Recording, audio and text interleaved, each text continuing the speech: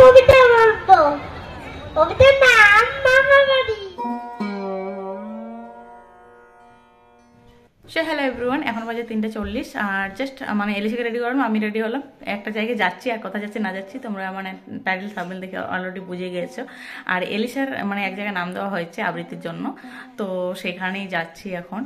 আর এবার কিন্তু first time মানে স্টেজে উঠে ও প্রথমবার বলবে, তো ও তো ভীষণ এক্সাইটেড। আর আমারও ভীষণ মানে খুশি হচ্ছে যে ও বলতে পারবে কিনা সেটা জানি না, কিন্তু ভীষণ ভালো লাগছে যে ও যেতে চাইছে, ও মন থেকে যেতে চাইছে। আর সেটার জন্য আজকে দুপুর থেকে মানে ঘুমোচ্ছি না জানো, সকাল থেকে আমাকে বলে যাচ্ছে চলো চলো চলো, আমি যে টাইম হোক তখন বেরোবো। তো এই হচ্ছে অবস্থা। আর ও ফার্স্ট হবে, সেকেন্ড হবে, থার্ড হবে, এগুলো ভেবে আমি কিছুতেই মানে নাম দিইনি। আমি শুধু চাইছি ও সাহস করে যেন স্টেজে সবার সামনে বলতে পারে।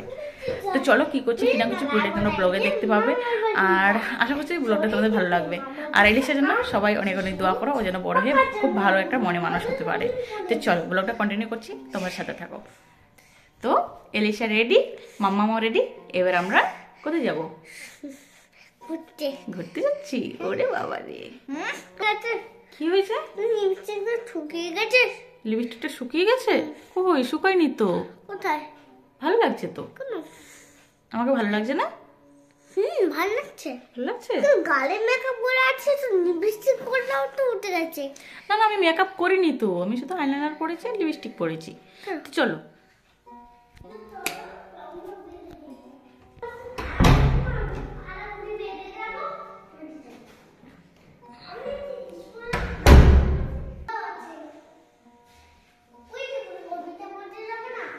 কি হয়েছে? দাঁড়াও দাঁড়াও, হয়ে গেছে।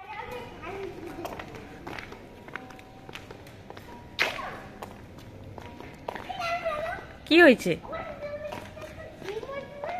হ্যাঁ, লাল লাল আছে।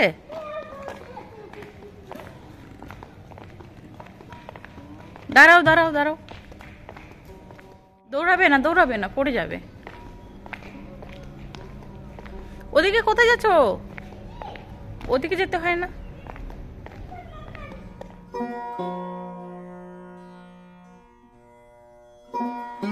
দিবস উদযাপন কমিটির পক্ষ থেকে তাকে সম্মান জ্ঞাপন করছেন লীলাবতী নস্কর।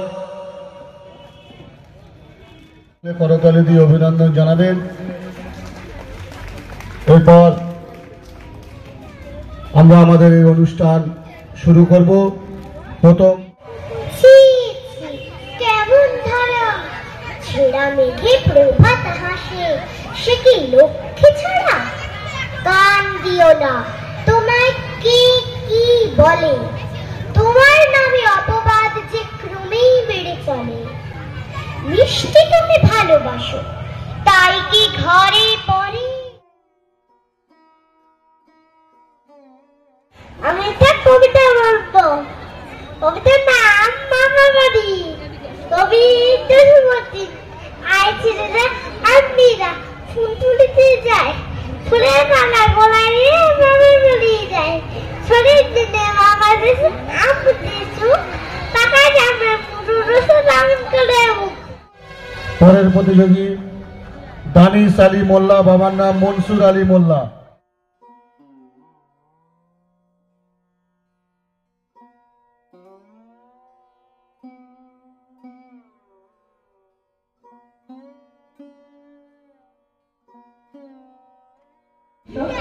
মঞ্চবিশিষ্ট অনেক বন্ধুরা রয়েছে, আমাদের শিক্ষকরা রয়েছেন, শিক্ষক কিন্তু সমাজ গঠনের কারিগর।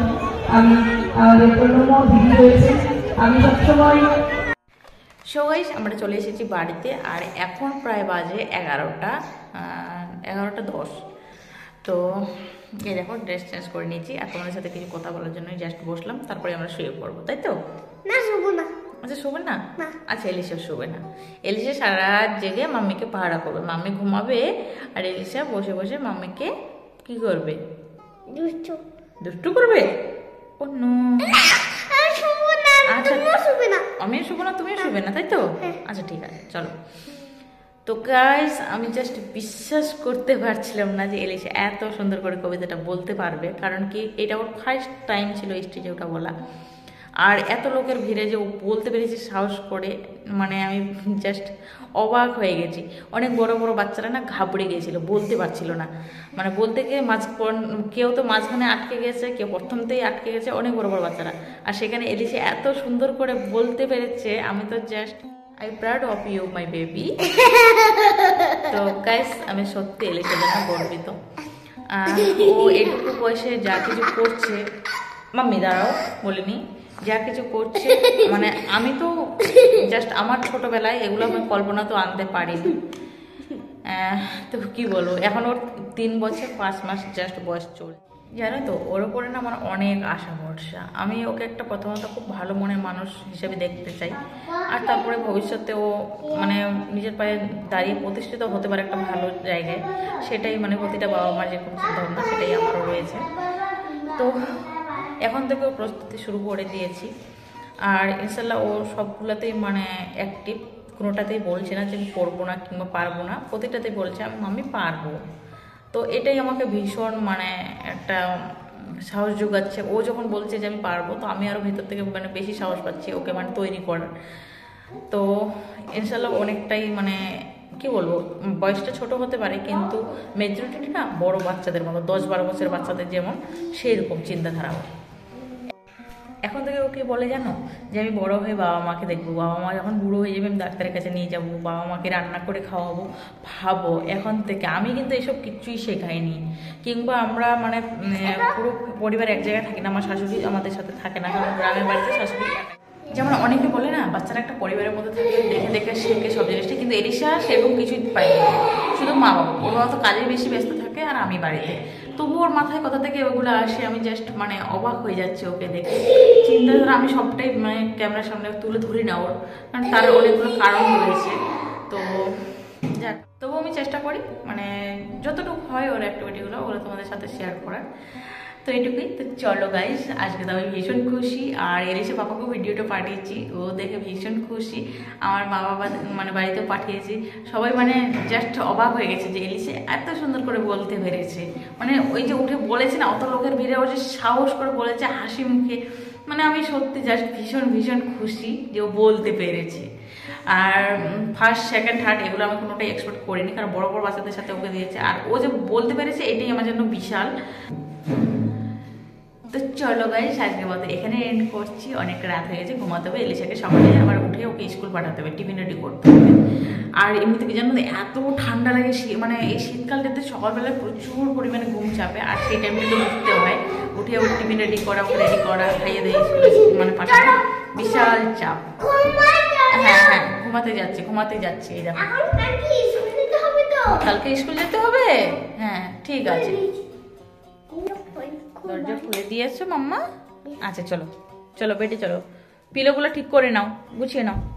তো চলো গাইস, আজকে এখানে এন্ড করছি। আই হোপ ব্লগটা তোমাদের ভালো লেগেছে। ব্লগটা ছোট হয়েছে জানি, তবুও বলছি ব্লগটা মনে ভালো লেগেছে। ভালো লেগে থাকলে অবশ্যই লাইক কমেন্ট শেয়ার করতে কেউ ভুলো না। তো চলো আবার দেখা হচ্ছে নেক্সট ব্লগে।